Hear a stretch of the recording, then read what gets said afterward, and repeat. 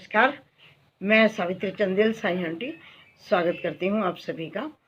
और करवा चौथ के इस पावन पर्व पर आप सभी को बहुत बहुत बधाई देती हूँ, आशीर्वाद देती हूँ और दुआ करती हूँ कि आपकी जोड़ी हमेशा सलामत रहे और आप हमेशा खुश रहें, सुखी रहें और आपका प्यार प्रेम हमेशा बना रहे।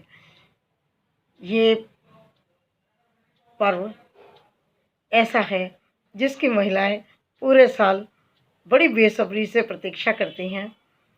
और कार्तिक माह में वैसे भी आप जानते हैं कि त्योहारों का तो मेला सा लगता है कि दिवाली भी, भैया दूज भी और धनतेरस भी, इस तरह बारी बारी लगातार सभी त्यौहार आएंगे। करवा चौथ की जब हम बात करते हैं, पिछली वीडियो में हमने करवा चौथ के महत्व को जाना और एक कथा जो बहुत प्रचलित है वो भी सुनाई। लेकिन प्रांतों के अनुसार जगह जगह पर कई कई कथाएं सुनाई जाती हैं, सुनी जाती हैं और उनकी उसी तरह की मान्यता होती है। लेकिन कथा का कुल मिला के सारांश यही होता है कि पति और पत्नी का सुखद जीवन हो और वो प्यार प्रेम से रहें। तो ये कथा है कि एक साहूकार था, उनके 7 बेटे थे और एक बेटी थी। 7 भाइयों की अकेली बहन थी, इसलिए प्रिय भी थी। एक बार कार्तिक माह की चौथ पर उसने व्रत किया हुआ था और शाम के समय तक उसके भाई उसको ज़्यादा भूखा प्यासा नहीं देख पा रहे थे, क्योंकि वो बहुत अधिक लाडली थी।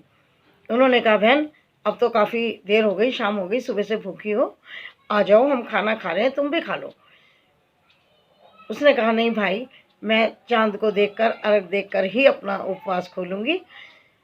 तो एक भाई ने पहाड़ी पर जा कर के एक दीपक जला के या अग्नि प्रज्वलित करके कुछ ऐसा दृश्य बना दिया कि वो दूर से देखने से ऐसा लग रहा था कि मानो चंद्रमा ही उगाया हो। उसने कहा, देख बहन, पहाड़ी पर देख, चंद्रमा उगाया है।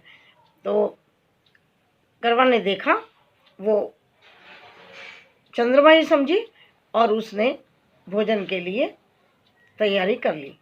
जैसे उसने पहला ग्रास मुंह में डाला तो उसको छींक आ गई। दूसरा ग्रास मुंह में डाला तो बाल आ गया, जैसे कभी कभी खाने में बाल आ जाता है।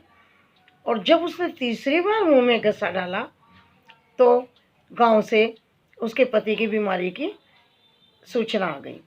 उसे गांव जाना पड़ा। जब वो गांव में अपने घर के नज़दीक पहुंची तो उसने सोचा था कि पति बीमार होंगे और ठीक हो जाएंगे। लेकिन जब वो घर पहुंचती है तो देखती है कि उसके पति तो मृत्यु को प्राप्त हो चुके हैं, उनका देहांत हो चुका है और उन्हें ज़मीन पर लेटाया हुआ है। वो बहुत रोई, बहुत बिलकी। और जब उनके पति को ले जाने लगे गांव के लोग तो उसने ले जाने नहीं दिया, बोली कि मैं साथ चलूँगी, मैं इनके साथ चलूँगी। तो गांव के लोगों ने कहा कि चलो, इतनी ज़िद कर रही है, ले चलते हैं। ले गए।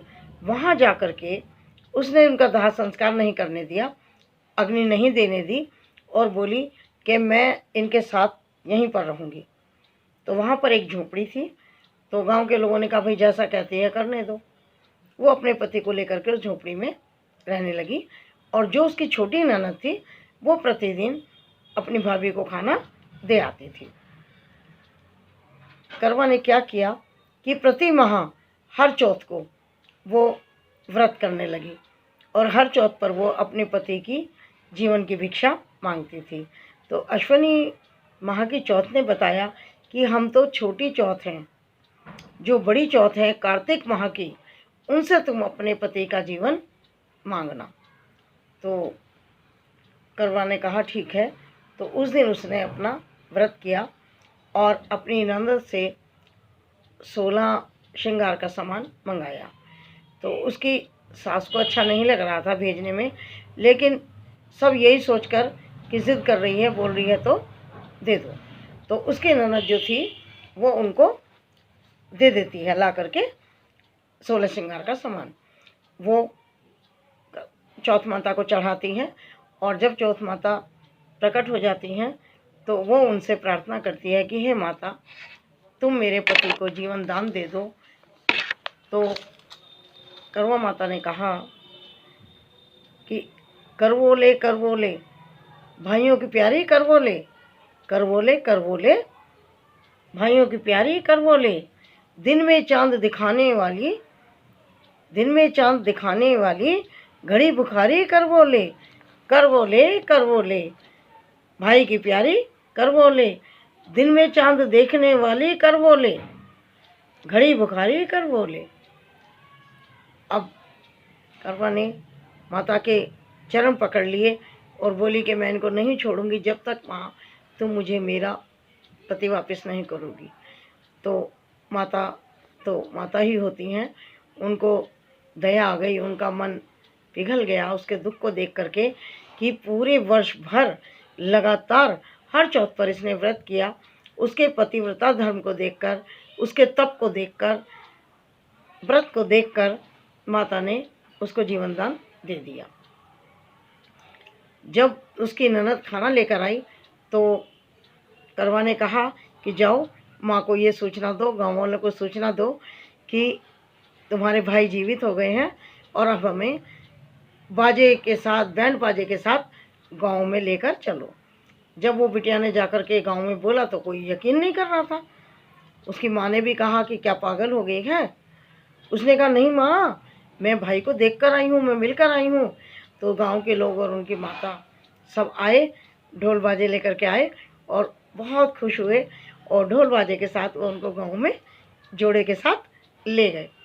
तो जब बहू सास के पैर छूने के लिए झुकी तो सास ने कहा नहीं, मैं तो अपना बेटा खो चुकी थी, मैं तो अपना बेटा खो चुकी थी, मेरा बेटा तो चला गया था, लेकिन ये तेरे व्रत से, तेरी पतिव्रता धर्म से और तेरे भाग्य से प्राप्त हुआ है, इसलिए मैं नमन करती हूँ, झुकती हूँ तेरे पतिव्रता धर्म के सामने। तो वो खुशी खुशी सब लोग फिर गांव में रहने लगे। तो हे माता, जैसे तुमने उस करवा की सुनी, उसके पति को जीवन दान दिया, उस जोड़े को इतना खुशी दी, और इसी प्रकार से सभी बेटियों को, बहनों को, माताओं को, सबको, सबके पति सुरक्षित रहें, दीर्घायु हों और उनके जोड़े हमेशा सलामत रहें, वो आपस में प्यार प्रेम से रहें, ये आशीर्वाद सबको देना। जय माता की जय। करवा माता आप सभी को बहुत बहुत मुबारक। आप सभी खूब खुश रहें, अच्छे से करवा चौथ मनाएं और प्रसन्नता, खुशी आपके घर में वास करे। इसी आशा के साथ, आशीर्वाद के साथ मैं सावित्री चंदेल, साई आंटी, विदा लेती हूँ आज की वीडियो से। नमस्कार।